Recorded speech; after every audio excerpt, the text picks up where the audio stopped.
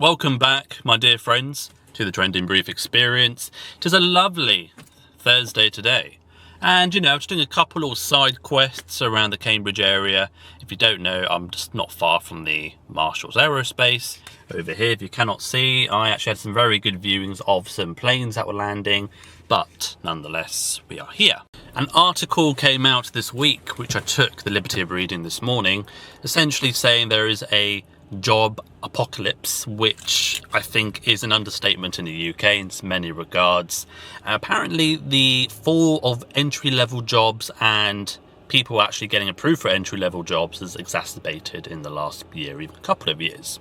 Many causes for that. I think you've got jobs and they're overly saturated with applications. People don't know what to do anymore. People are then asking for 2 or 3 years of experience in entry-level jobs, which is sort of defeats the whole point of the purpose, seeing as that entry-level job is meant to be a sort of a stepping stone for people to get into their ideal industry.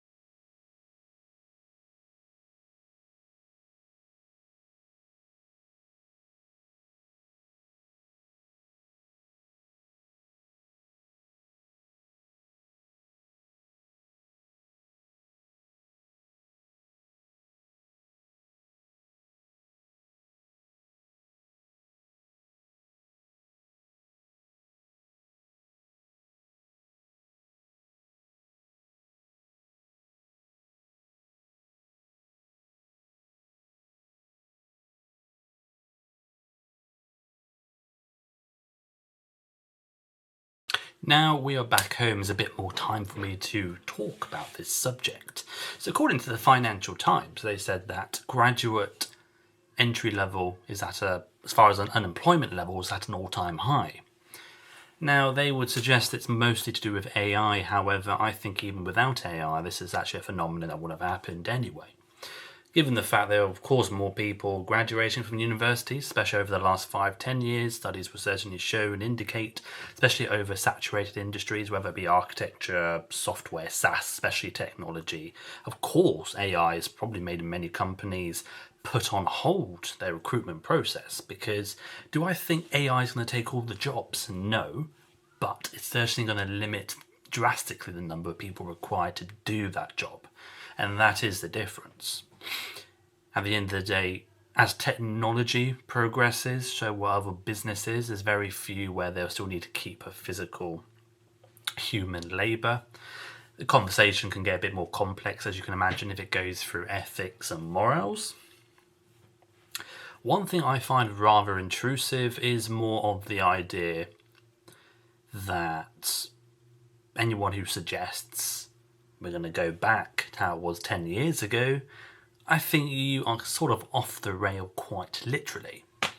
10 years ago, I remember there was a conversation, people even then were struggling to find jobs, and they said there will certainly be an increase and potentially other things similar like, with the more challenges that's taken place.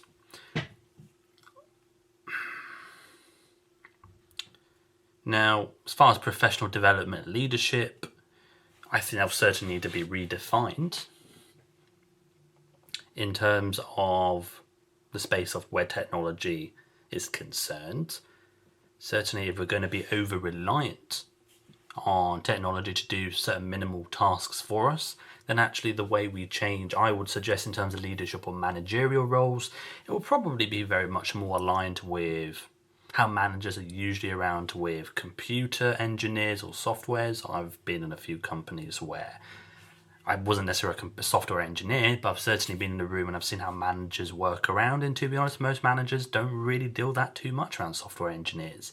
They have a task, if they know how to do it, they would have done the tests prior to the interview, and they're more or less left to it for the most part, unless it's just to do with more the project or deadlines. I mean, of course, technology will certainly have a drastic influence on probably how we view middle management for sure. Are we going to have more autonomous companies where it goes straight from the top and they command everything from the bottom? You know, the need for supervisors, product managers, operations managers. Is that likely to be a thing, or will they redefine what those terms are? But probably so. Certainly with the Financial Times, they've labelled it as a job apocalypse. People only seem to talk about graduates, but actually I would certainly say it goes far beyond just graduates, because you've got people that even 2 years later still haven't been able to find a job due to the same pragmatic approaches, which is happening now. I would certainly say this is going to be a problem if anyone even graduates 2 or 3 years later, because often, even they've been looking for 2 years, most people and recruiters that look for graduates, they want them to have already been graduated within 1 year, not 2 or 3 or 4. And that already leaves a humongous proportion of people still then not able to climb a ladder of something they've actually paid money for to graduate.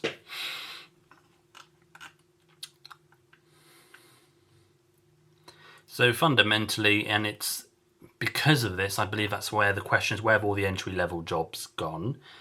They are shuffling and redefining what entry level is. Too many people applying, oversaturated, and the only other way to make people stand out fundamentally is to add more obstacles or criteria in terms of experience, which are only a few amount of people will actually be able to obtain due to a clear acknowledgement of economic advantages, backgrounds, social insignificance.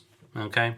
It's definitely the British way. Can't really say for all other nations around the world, but generally there's always a consistent loop, and that's what that loop will consist of. And this goes down to what I alluded to earlier in this video, going back to really the point.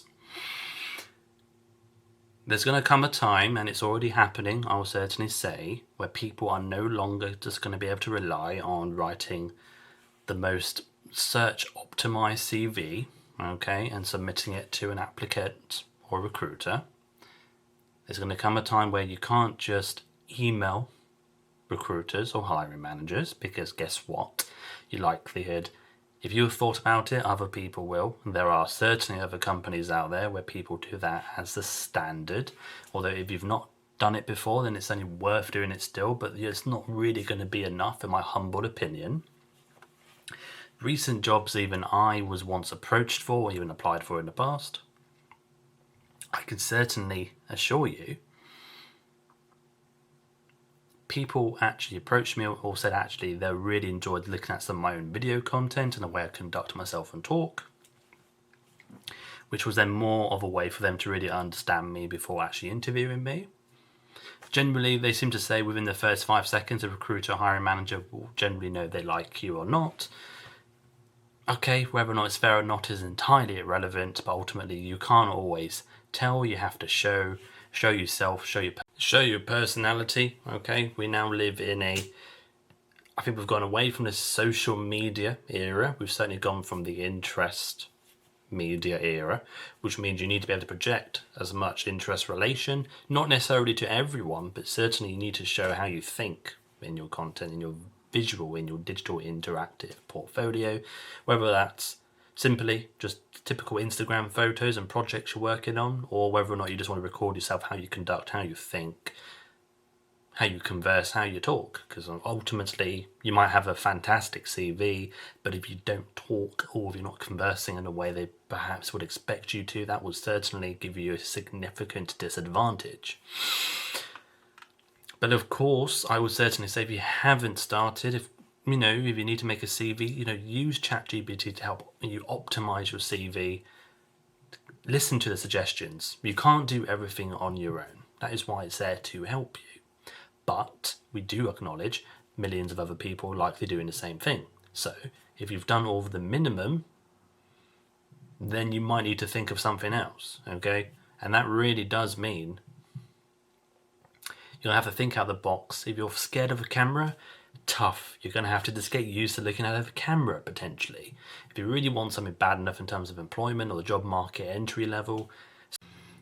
But first of all, I think it's really important just to understand if you specifically are feeling overwhelmed, that for some reason you're not doing enough. It's not just you. There are hundreds of thousands of other people across this country who are really facing the same deformations, okay? And look, there are growing tech companies within this past year. There is global political instabilities. People don't know necessarily who to trust or what else is to come. There are people that have been on a community list. There are people that have applied for thousands of jobs. You just need to look on LinkedIn, TikTok, Instagram, even YouTube.